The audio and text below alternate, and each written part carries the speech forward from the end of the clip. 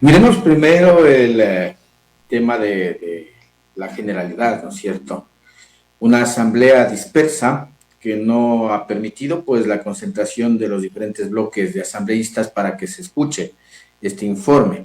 Eso denota la confrontación y la falta de articulación entre el Ejecutivo y el Legislativo para que se pueda desarrollar una serie de proyectos de ley en función, obviamente, de la necesidad de la mayoría de ecuatorianos. La segunda cosa es de que un 80% del informe es un discurso político, es decir, habla de un romanticismo gubernamental sobre la base de realidades diferentes, ¿no es cierto? El tema de la situación del país es distinta, como algún legislador lo señalaba, ya en las calles, mientras el gobierno nacional y el presidente de la República dice de que hay una recuperación económica, y en algún momento yo ya lo decía, esa recuperación económica es para el fisco, porque lo que sí aprobó fue la ley tributaria de mayor recaudación de impuestos, ¿no es cierto?, en el país. Y por otro lado también mayor endeudamiento, que sea de paso, no habló sobre el endeudamiento externo y público, que es una situación muy compleja porque en definitiva no aclara incluso los acuerdos que ha tenido para este endeudamiento con el propio Fondo Monetario Internacional, que en el presente año se habla de alrededor de 1.700 millones de dólares, los primeros 1.000 que estarían por desembolsarse y los 700 a futuro en función de compromisos concretos, ¿no es cierto? Como las propias leyes que no ha podido ejecutarlas. Obviamente nosotros debemos establecer de que existió ya puesto en marcha y que el Ejecutivo lo tomó, digamos, de manera aceptada el tema de la vacunación. Eso es indudable, sobre la base de que hubo corresponsabilidad principalmente de los sectores técnicos del Ministerio de Salud y el compromiso de algunas instituciones que apoyaron para que prácticamente el 83% de ecuatorianos tengan la inoculación respecto a la vacuna del COVID. Sin embargo, en relación a cuando el gobierno dice crecimiento económico, resulta que debería existir mejoramiento de las condiciones de vida de los ecuatorianos, pero a la final no existe mejoramiento. Él habla de un decrecimiento del desempleo juvenil, pero entre tanto el crecimiento del desempleo general es abismal. Estamos hablando más del 60-70% ya de desempleo, sumado a esto el tema del subempleo, la informalidad que se conoce. Habla de mejoramiento de las condiciones de vida cuando solo este año, solo el primer semestre de este año estamos hablando ya de alrededor de 80,000 jóvenes bachilleres universitarios que no han accedido a la educación superior y se han quedado al margen, y si sumamos, digamos, los acumulados de los años anteriores, estamos en una situación compleja respecto al acceso a educación superior. Cuando hablamos de readecuación o la infraestructura educativa, por ejemplo, en el régimen Costa, el gobierno dice que ha invertido importantes recursos, pero el cuestionamiento de los sectores educativos en torno a la infraestructura escolar, al tema de materialidad, al tema de acceso a la conectividad, es real. Cuando se habla de que habría, incluso el gobierno perfila como futuro el tema de medicamentos en los hospitales, pero en la actualidad, luego de este año, no ha habido solución a esta problemática que aqueja principalmente a los sectores que tienen problemas de salud en el país. El tema de la deuda con el Instituto Ecuatoriano de Seguridad Social no se ha referido. El Instituto Ecuatoriano de Seguridad Social hasta el 2033 tendría la posibilidad de financiar de una u otra forma pensiones, pero no existe entonces un plan de soporte para prolongar la vida útil de este, si cabe el término del Instituto Ecuatoriano de Seguridad Social.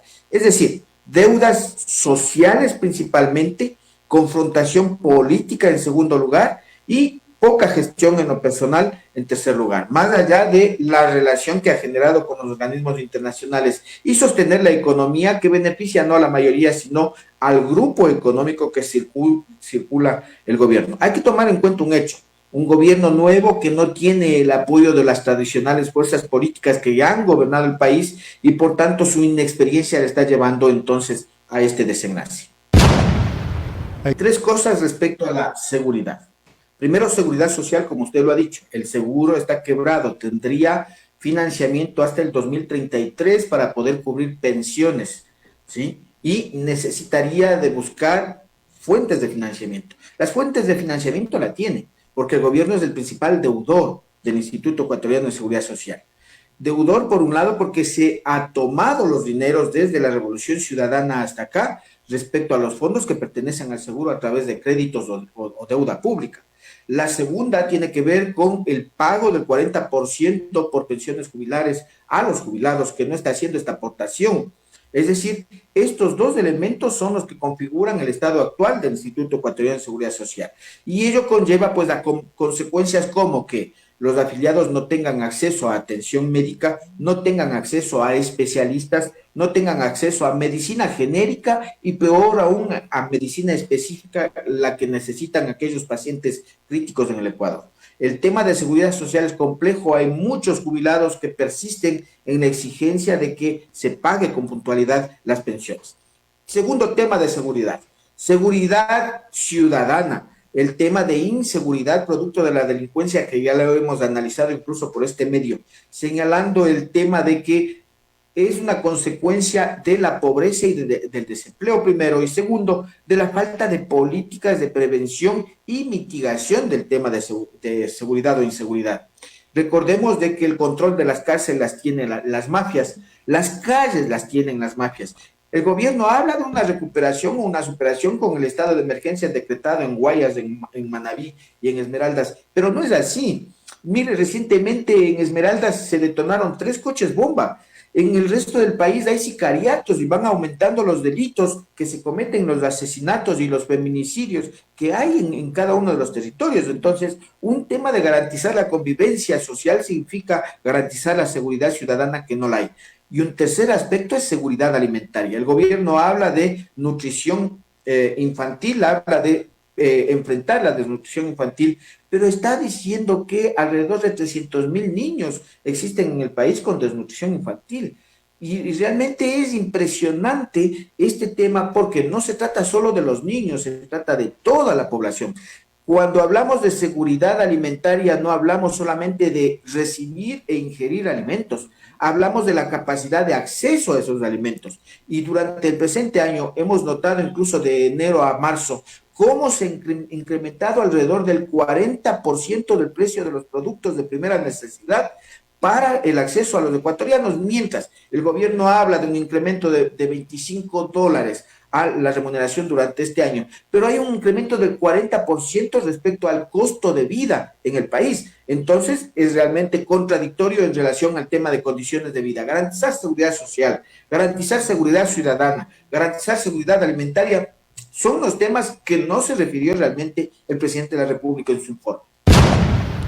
Cuando la política respecto al tema de salud está manejada de gobierno a gobierno, hay una alteración en los procesos de aprovisionamiento de medicinas, por un lado, y segundo, también de la contratación pública de profesionales de la salud.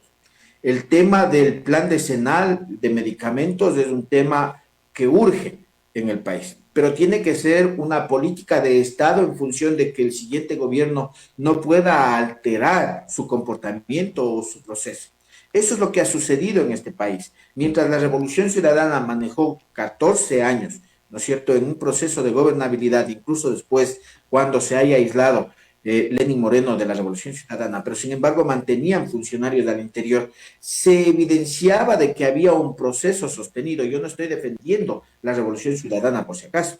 Sin embargo, en el momento que se cambia o se modifica el tema del comportamiento gubernamental, hace lo que está sucediendo, de que en los hospitales no hayan medicinas porque no hay un proceso sostenido de adquisición de medicamentos. Y es más, se ha planteado incluso el tema de las medicinas como la tercerización. Recordemos de que el gobierno tiene un programa para que ya no sean los hospitales públicos ni las instituciones públicas las que entreguen medicinas a los usuarios, sino que más bien se entrega a través de farmacias privadas. A mí me preocupa, y he señalado esto, de que se convierta en un nuevo negociado para los farmacéuticos y para aquellos que gestionan la dotación de medicinas dentro del sector público, porque sencillamente significará también la posibilidad de privatizar este segmento de la salud, porque a la final lo que le van a decir es no hay medicinas y compre. Entonces, esa es una preocupación que debe estar pendiente en el pensamiento, en el imaginario de la población. Y el segundo, este otro tema de la contratación de los profesionales de salud. Mire, cuando usted va a los hospitales, yo mismo he acudido a un hospital acá en la localidad y asistimos a que no existen suficientes profesionales de la salud. Luego de la pandemia, incluso con la famosa ley humanitaria, se planteó la necesidad de que se den nombramientos a los profesionales que actuaron en ello. Pero fueron despedidos los profesionales en el país y ahora se habla de que hay un incremento de profesionales de la salud, pero evidenciemos pues la realidad de los hospitales, de que hacen falta hospitales, de que hacen falta médicos y es principalmente un factor importante el tema de medicina preventiva. Yo creo que es necesario establecer un tema que no se señala. La pandemia generó consecuencias no solo económicas y sociales, sino también psicoemocionales que no han sido atendidas.